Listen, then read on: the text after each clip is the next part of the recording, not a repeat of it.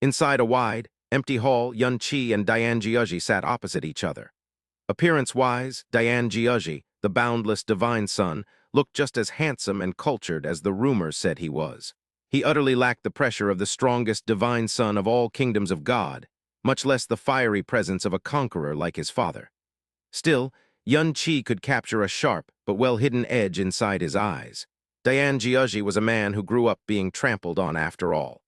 Yun Qi did not believe for a second that he, on the inside, was a humble gentleman who could let bygones be bygones and treat those around him with magnanimity and kindness. Well met, Brother Yuan. I understand that this visit is quite abrupt. I hope you won't fault me for it. Everyone knows that Diane Jiaji was the strongest divine son, but he carried himself with incredible politeness and modesty. If he was any other Dreamweaver prince, he would be astonished beyond words and even panicking right now. Yun Qi responded smilingly, "Of course not, divine son Jiaji. Your reputation is such that even I have heard of you from a young age. But of course, I never dared to dream that I would one day make your acquaintance. Forget faulting you. The fact that you would pay this humble one a visit in person fills me with boundless honor. Besides, I haven't yet felt any belonging toward my identity as Meng Jianyuan, so just address me as Yun Qi, divine son Jiaji." Diane Jiaji nodded without hesitation. "Very well, Brother Yun. The title of divine son is but a false reputation lauded by the masses anyway. Since I am over 3,000 years older than you, if you don't mind, just address me as older brother Diane when we are in private." Yun Qi nodded smilingly. "So what is the purpose of your visit, older brother Diane?" Diane Jiaji looked surprised for an instant before he burst out laughing. "Ha ha ha ha. In the past, everyone I spoke to would think that I am being courteous or act even meeker than before. In the end, they all still address me as divine son. You really are an incredible person, Brother Yun. I'm glad to learn that my choice to make your acquaintance was beyond correct." Yun Qi's expression remained unchanged. "It's true that you wish to make my acquaintance, but even more than that, you want to know why Senior Sword Fairy allowed me to call her aunt, don't you?" Diane Jiaji's smile stiffened, and he met Yun Qi's calm, sincere, and pure eyes for a moment. Then he let out a chuckle and a small sigh. "This is our first proper meeting, and yet you are able to see through me so utterly already. More than that, you did not hesitate to speak the truth without any fanfare. I did not think that someone like you actually existed until today. What a wonder! You flatter me, Brother Diane." Yun Qi withdrew his gaze and looked down at his teacup. He did not seem moved by Diane Jiaji's half-praise and half-exclamation of surprise at all. "You are famous for your status as the greatest divine son of all the kingdoms of God. Yes, but you are even more famous for your devotion to the heaven-breaker divine daughter, Hua Kaylee. A love that has not changed even a little despite thousands of years. Senior Sword Fairy is the heaven-breaker divine daughter's aunt, her master in the way of the sword and her protector. Besides her and her alone, she never gave anyone special treatment. Until recently. Not only did she allow me to call her aunt, she even announced that I am under her protection. Letter 1D4 BB, letter 1D633, letter 212F, letter 212F, letter 1D464, letter 212F, letter 1D4 B7. Letter 1D450, letter 2134, letter 1D45A. He looked up and met Diane Jiaji's eyes once more. "Therefore, it is not I who is insightful here. It is only natural that you would be curious about the unusual reaction of your partner's aunt." Diane Jiaji shook his head not because he was refuting Yun Qi's words, but because he was deriding himself. "You are so honest and frank that I, your elder, feel rather ashamed, Brother Yun. Very well. I shall be frank with you as well. Yes, I am quite concerned by Senior Sword Fairy's special treatment toward you. Can you please enlighten me as to why?" He knew that Hua Qingying was always acting as Hua Kaylee's open or shadow protector. "Why? Because he always dropped everything to visit Hua Kaylee every time she left the Pure Land. Naturally, his number of interactions with Hua Qingying exceeded most others. Hua Qingying still never afforded him a second glance, even though he was Hua Kaylee's engaged partner. Their interactions all amounted to him performing a junior's salute and Hua Qingying responding in kind. That was all. He had long since gotten used to this. After all, not even his father, the strongest divine regent of the 6 kingdoms of God, the abyss-renowned Diane Rahu, had ever earned more than a side glance from Hua Qingying. For some reason today, Hua Qingying gave Yun Qi such special treatment that he could scarcely believe his eyes or ears even now. For Hua Qingying, a woman so cold that one would almost think that she was made from stone, to act like this. The one and only reason he could think of was Hua Kaylee. "Have you heard of the Fog Monarch before, older brother Diane?" Yun Chi asked suddenly. "The rumors have passed through my ears, yes." Diane Jia's eyebrows lifted a little. To think that someone dared to call themselves a monarch when the Pure Land is right above us. Whoever this person is, their death is certain the moment they expose themselves. Yun Chi smiled and said nothing for a moment. "Since you're mentioning this person, could it be?" He wasn't disappointed. Yun Chi took a moment to enjoy the fragrance of his tea before answering. "Since you know of the Fog Monarch, then you must know of the ancestral Kilin god that accompanies the Fog Monarch and the purple sword light that scarred the sky of the endless fog." Diane Jiaji thought for a moment before exclaiming in realization, "Was that purple scar left behind by Senior Sword Fairy?" "That's right." Yun Chi nodded a little. "You've probably heard only bits and pieces of rumors, and most of them are either biased or wrong beyond question. Now, you will hear the true story from someone who happened to be nearby during the incident." He began his story. When the Fog Monarch and the ancestral Kilin god first made their appearance, the Heaven Breaker Divine Daughter happened to be training nearby. So sudden was his appearance that she suffered serious injuries and nearly died that day. Diane Jiaji abruptly shot to his feet and turned as white as a sheet. His aura swept through the area chaotically and destroyed their teacups. Yun Chi lifted a finger and kept both the debris and the tea from touching him. He continued in a calm voice, "The only course of action excuse me, I mean Senior Sword Fairy, could take was to draw the ancestral Kilin god away from the Heaven Breaker Divine Daughter as far as possible. But she was alone. I happened to be in the area, and when I saw this, I found myself unable to ignore a life in need and jumped in to rescue the Heaven Breaker Divine Daughter. Luckily, we were ultimately able to escape." Yun Chi looked up and examined the lingering fear and trepidation on the boundless Divine Son's face. "Since then, Senior Sword Fairy allowed me to address her as Aunt and promised to shield me from harm." Diane Jia's reaction toward Hua Kaylee's grievous injuries and near death was quite excessive even considering his reputation. It took him a long time before he finally murmured, "To think that something like that happened." "Yes, that is what happened," Yun Chi confirmed. Diane Jiaji let out a long, deep breath. Although the incident was relatively long in the past, he still looked like he was in deep shock. His aura gradually returned to calm, and when he looked at Yun Chi again, he found himself staring into a pair of pure, honest eyes. It was almost as if all hypocrisy, cunning, dirt, and slander would naturally be exposed before the pair of impossibly pure eyes. Diane Jia's gaze changed. It was less probing and evaluating than before, and far more grateful. He abruptly took a step backward and gave Yun Chi a deep, solemn bow. As if caught completely off guard, Yun Chi did not react until he had fully performed the salute. He jumped to his feet a bit panikedly and said, "Older brother Diane, you?" "This is too much," Diane Jiaji replied sincerely. "I had thought for sure that Kaylee's trial would not meet any real danger with Senior Sword Fairy protecting her in secret. To think that she came so close to perishing, I did not even need to think to know just how terrifying the clash between Senior Sword Fairy and the ancestral Kilin god must have been. It would not be an exaggeration to say that death was the constant companion of anyone who dared to stray close to the battlefield, much less step onto it. If not for your suicidal rescue, I just cannot imagine." He could not finish. His voice had grown a clear tremor as well. At this point, he completely understood why Hua Qingying had given Yun Chi such special treatment. To Hua Qingying, Hua Kaylee was more important than her own life. No recompense was too great considering that Yun Chi had saved Hua Kaylee's life. "You saved Kaylee's life, brother Yun. It is as if you have saved my own life." Diane Jiaji took a step forward and gave Yun Chi a heavy clap on the shoulder. "I shall never forget this favor, brother Yun. In the future, I will surely repay you 100 times over." Yun Chi hurriedly said, "You're welcome, but there is no need, older brother Diane. That day, I was busy running for my life just like everyone else. The reason I saved the Heaven Breaker Divine Daughter was simply because she just happened to appear in my area.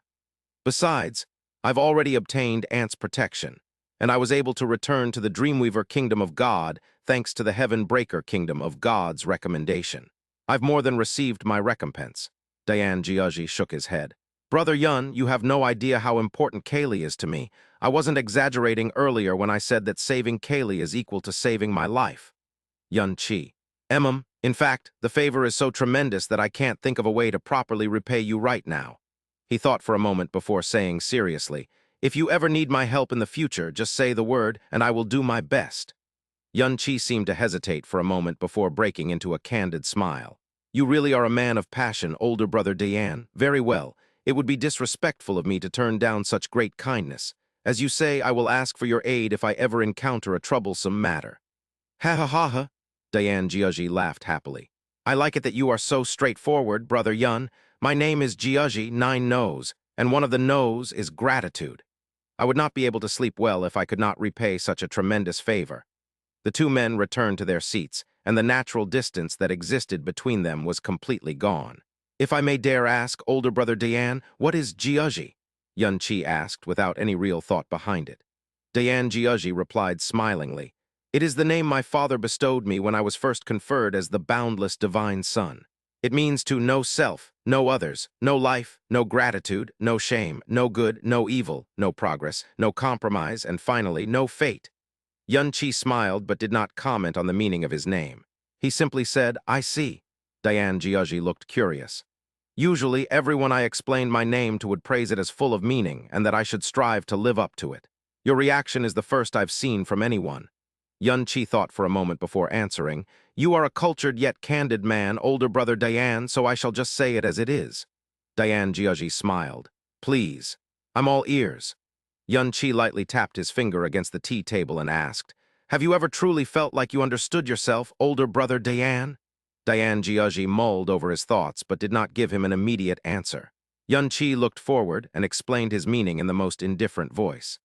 "There are countless people who gave their all and devoted their whole lives into achieving a certain goal, but when they finally achieved it, they felt empty instead of satisfaction and joy.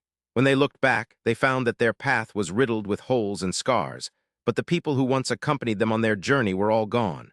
They thought they had obtained their heart's desire, not realizing that the things they missed or lost would become eternal gaps in their souls until it was too late.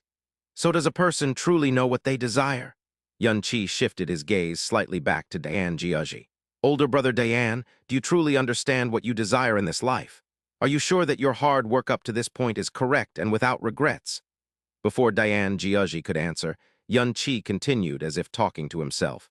"Knowing oneself is already this hard, but knowing others is a million times harder. One might even say that there is no such thing as a person who truly, fully understood another person."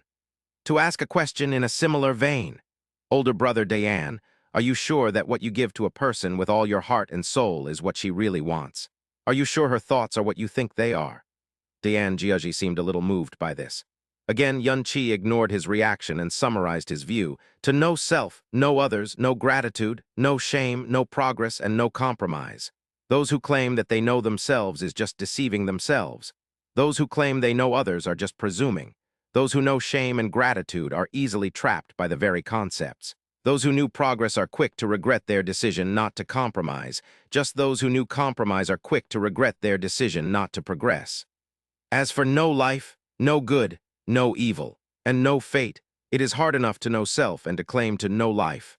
How audacious can one get? What is good and what is evil? If a profound practitioner ventures into the endless fog, then the abyssal beast is a life-threatening evil that must be slain. However, to an abyssal beast, a profound practitioner is the villain who invades their territory. In that case, who is good and who is evil? How can one determine that without thought? As for no fate, Yun Chi shook his head wryly. What is fate, should a man obey the ancient saying? Fate cannot be defied, or should they say, I am the only one who decides my fate? If fate is real, then why bother fighting at all? If fate isn't real, then isn't the whole concept just a big fat lie? In just a few sentences, Yun Chi had utterly disparaged the name Boundless Divine Regent had bestowed to Diane Jiaji. Therefore, your name might sound full of meaning, but in my opinion, it is the opposite. After he was done with his evaluation, Yun Chi added humbly, but of course, these are just my personal opinions. I am hardly experienced or knowledgeable, so there is no way I could understand the Boundless Divine Regent's views. You should just treat it as nonsense. Diane Jiaji's eyes were unfocused, as if mulling over something, however. When he finally came to, he asked, You have ever insisted on calling yourself Yun Chi, brother Yun. Is there some sort of expectation behind your name as well? Yun Chi answered, Yes and no. Diane Jiaji. A look of reminiscence overtook Yun Chi's features. My master is the one who gave me my name. He called me Yun Chi because he hoped that I would be as carefree as the clouds and as clear as the waters. No matter how high I climbed in the world, no matter how many merits I've earned, or what kind of reputation I've garnered for myself, his only expectation for me is to live safely, peacefully, and happily. It was a stark contrast compared to Diane Jiuz's 9 no's that was full of expectations, advice, and warnings. Yun Chi continued, "Therefore, everything I say and do to others or myself, favor or shame, I simply act as my heart tells me to. After all, if I were to value or obsess myself over a certain thing too much, it would have the opposite effect, you see." Suddenly, Li Xiu's voice rang inside Yun Chi's soul sea. "This confession of yours is surprisingly thoughtful and deep. Is this your view of life after everything you've been through?"